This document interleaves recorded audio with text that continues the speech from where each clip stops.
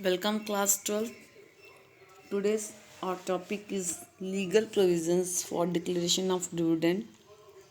In there, first we will see the board meeting. What are the legal provisions related with the declaration of the dividend? So, what are the legal provisions related with the board meeting for the declaration of the dividend?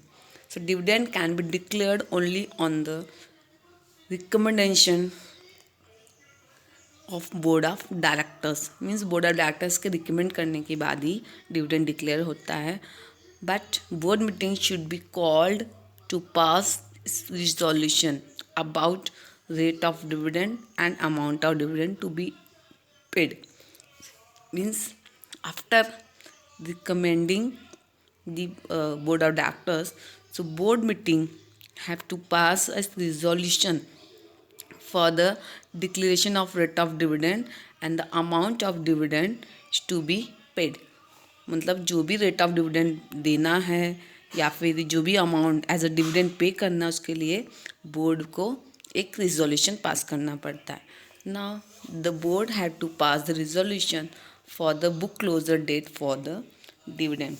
Now, what is the meaning of book closure date? It means the time period when company does not handle any adjustment to the register or request to the transfer shares. मतलब वो time period जब company ऐसी कोई adjustment handle नहीं करेगी register के साथ और जो भी शेयर जो ट्रांसफ़र होते हैं एज उसके रिलेटेड जो भी रिक्वेस्ट आते हैं मतलब शेयर ट्रांसफ़र करने के जो भी रिक्वेस्ट आएगी वो या फिर रजिस्टर्स जो नेम चेंजेस होंगे मेंबर्स के उनसे रिलेटेड जो एडजस्टमेंट रहेगी जब कंपनी उसको हैंडल नहीं करेगी उस पीरियड को बोला जाएगा book closure. Okay, so book closure date for the dividend उसके लिए क्या करना पड़ेगा बोर्ड को एक रिजोल्यूशन पास करना पड़ेगा. Not date of the annual general meeting. Annual general meeting की डेट के लिए भी एक रिजोल्यूशन पास करना पड़ेगा. And bank with which separate account should be open to remit the dividend amount means कौन से सेपरेट अकाउंट से मतलब डिविडेंड पेड किया जाएगा. ओके, तो वो अकाउंट कौन सी बैंक में ओपन करना है उसके लिए भी क्या करना पड़ेगा एक स्पेशल एक ऑर्डिनरी रिजोल्यूशन पास करना पड़ेगा बोर्ड को. ओके, सो ये था legal provision related with the board meeting. Thereafter the shareholders approval because after the recommendation of the board first shareholder have to pass the approval. Shareholder को approval देना पड़ता है.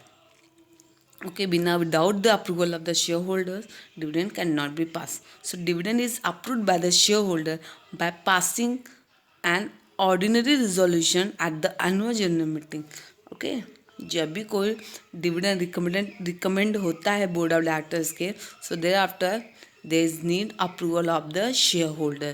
So dividend is approved by the shareholder by passing a resolution at the annual general meeting. ये दूसरा provision हो गया. Okay, जो share holders के अप्रूवल से है.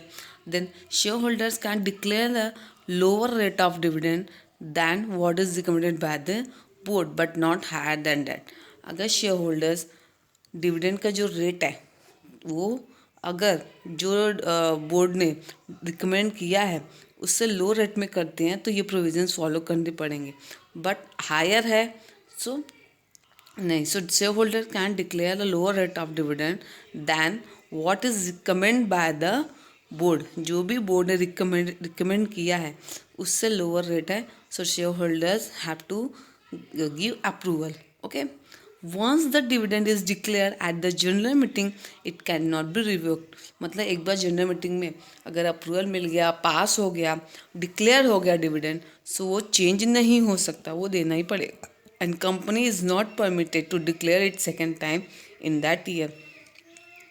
और कंपनी को ये परमिशन भी नहीं है कि वो उसको सेकेंड टाइम डिक्लेयर कर सकती हो उसी सेम ईयर में. ओके, सो ये था second approval related to the legal provision for a declaration of dividend. Now third is legal provision related with the declaration of dividend is the separate bank account. So the company must deposit the dividend amount in a separate bank account. मतलब company जो भी declare किया है उसने dividend amount, वो company को क्या करना पड़ेगा, एक सेपरेट बैंक अकाउंट में सेव करना पड़ेगा in a schedule bank that is called as dividend account. So क्या बोला जाएगा, डिविडेंड अकाउंट। और भी कब, आफ्टर, या फिर हम बोल सकते हैं with in 5 days of declaration.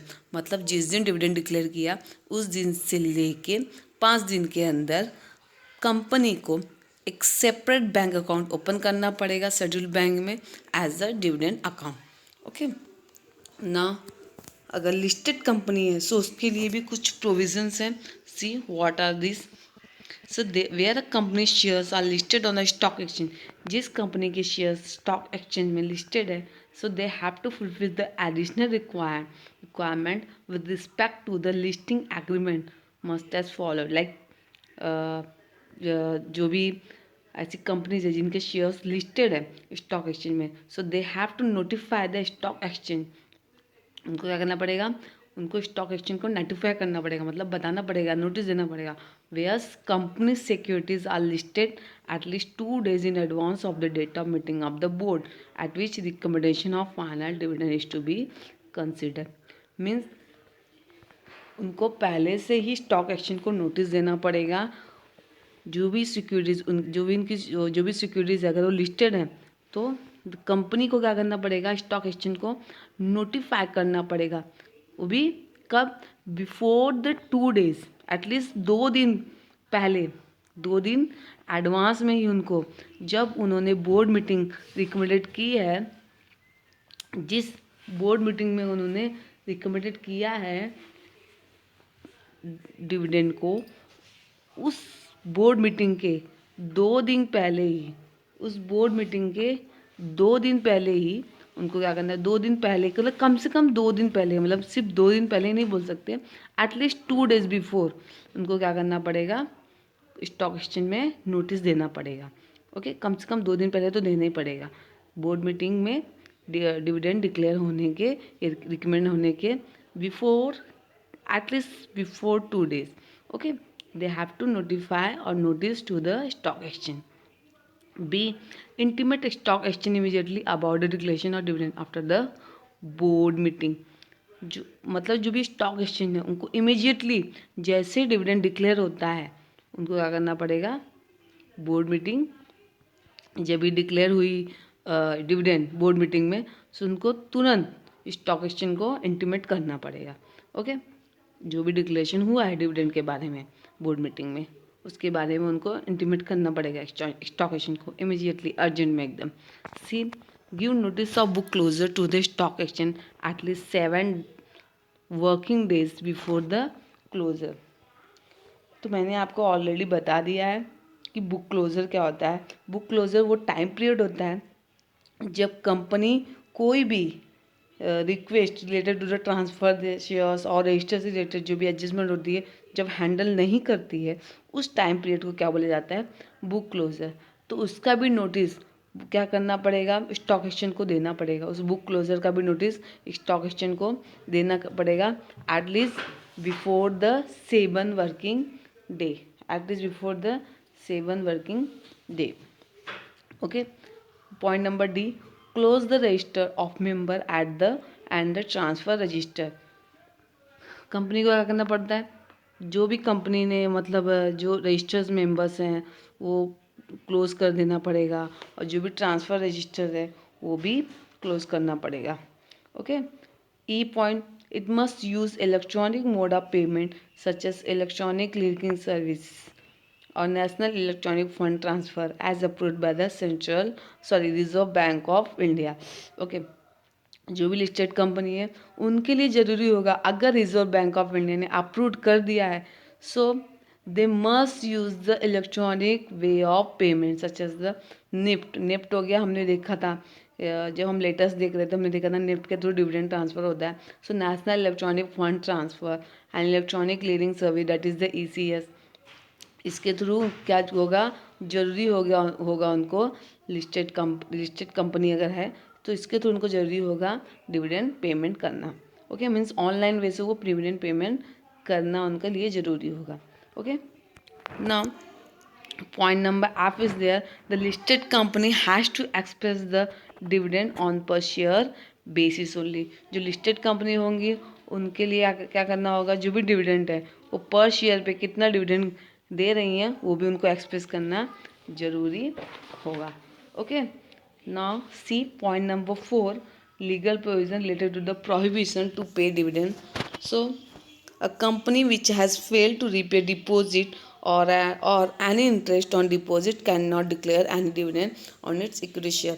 जो कंपनी डिपॉजिट रीपे करने में फेल हो जाएगी या फिर इंटरेस्ट जो भी मतलब जो भी रिमेनिंग उनका इंटरेस्ट है उन्होंने नहीं दिया डिवेंचर होल्डर को, बॉन्ड्स को, या फिर डिपॉजिट पे जो भी उन्होंने इंटरेस्ट नहीं दिया है, अगर उसके इंटरेस्ट या फिर जो डिपॉजिट अमाउंट है वो पे करने में अगर कंपनी फेल है सो डिविडेंड नहीं दे सकती अपने इक्विटी शेयर होल्डर्स को.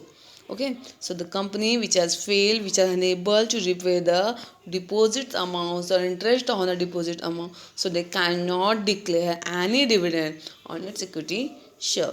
Okay, now point number B, no dividend can be declared if the company has defaulted. Okay, company कोई भी ऐसा डिविडेंड डिक्लेयर नहीं कर सकती, ऐसी कोई भी कंपनी जिन्होंने कंपनी के डिवेंचर्स का रिडम्पशन नहीं किया हो, वो डिफ़ॉल्टेड पाई गई हो, या फिर कंपनी को जो भी डिवेंचर्स हैं, बॉन्ड्स हैं, डिपॉजिट हैं, उनके पेमेंट उनका इंटरेस्ट पेमेंट करने में डिफ़ॉल्टेड पाई गई हो.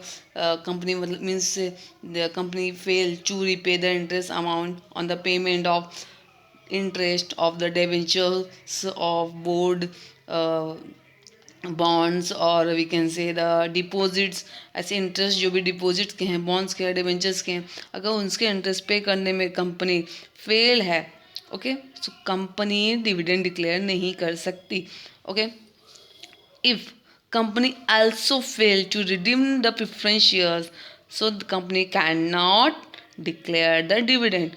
And if company also fail to payment of the interest to financial institution, means अगर कंपनी किसी भी तरह का इंटरेस्ट पे करने में फेल है, किसी भी तरह का डिवेंचर्स या फिर प्रेफरेंस शेयर्स रिडीम करने में फेल है, सो कंपनी डिविडेंड डिक्लेयर नहीं कर सकती. Means company are if getting fail और defaulted on the payment of any interest or amount of the debenture or preference shares, so the company are unable, so the company can't declare any dividend. Okay, so ये था हमारा legal provision related to the payment of ये हमारा था legal provision related to the for declaration of dividend. देखेंगे next video में legal provisions for the payment of dividend. आज के लिए इतना ही. Thank you, good bye.